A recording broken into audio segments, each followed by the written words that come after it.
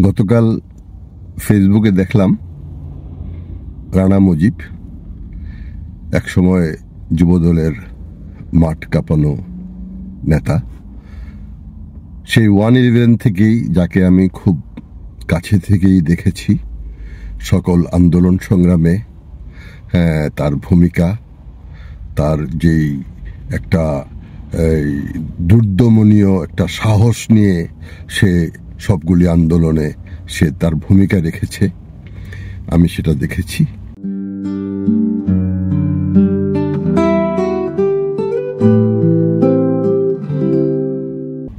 একসাথে গ্রেফতারও হয়েছি এবং তাকে রাজপথে নির্যাতিত করেছে সেটাও দেখেছি।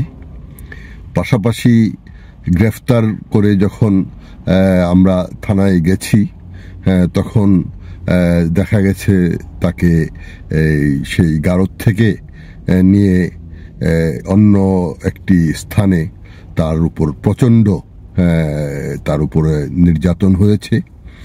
সে সময়ও তার পাশে ছিলাম এবং সে সময়ে অসহায়ের মতো আমরা সবকিছু দেখে হৃদয়ে রক্তক্ষরণ হয়েছে, কিন্তু কেউ আমরা কিছু করতে পারিনি, কারণ আমরা সেখানে সবাই ছিলাম বন্দী।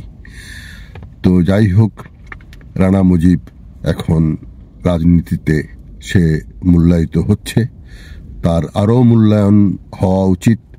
পাশাপাশি দেখলাম সে ক্রীড়াক্ষেত্রেও বিশেষভাবে সে সম্পৃক্ত হয়েছে।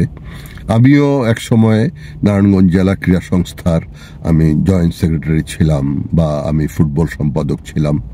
রানা মুজিবকে দেখলাম সেও একটি দল, জাতীয় নয়, নারায়ণগঞ্জ সদর জেলার বা নারায়ণগঞ্জ সদরের যে উপজেলার একটি ফুটবল দলের সে দায়িত্ব পেয়েছে এবং সেই দলটি সে সুন্দরভাবে পরিচালনা করছে এবং তার পরিচালনায় তারা একের পর এক সফলতার দিকে এগিয়ে যাচ্ছে।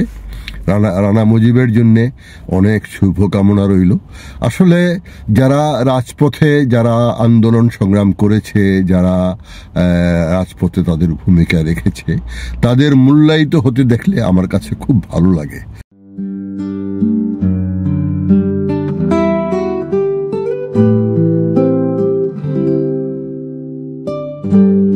তবে রানা মুজিব, তোমার কষ্ট আমি দেখেছি। তুমি যেভাবে আন্দোলন সংগ্রামে ভূমিকা রেখেছ, যেভাবে তুমি নির্যাতিত হয়েছ, আমার চোখের সামনে আজকে তুমি মূল্যায়িত হচ্ছ, এটা আমার জন্য অনেক খুশির, আমার কাছে অনেক ভালো লাগছে। তোমার উত্তরোত্তর সমৃদ্ধি কামনা করি।